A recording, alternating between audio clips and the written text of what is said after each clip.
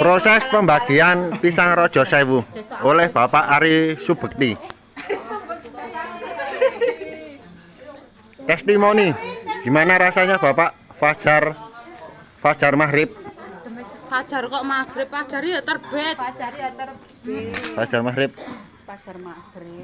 Wah.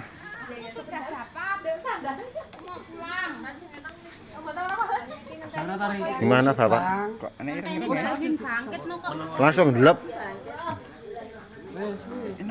Kayak gedang.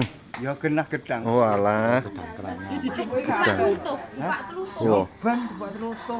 Wasipune digosek ngene ra apa-apa.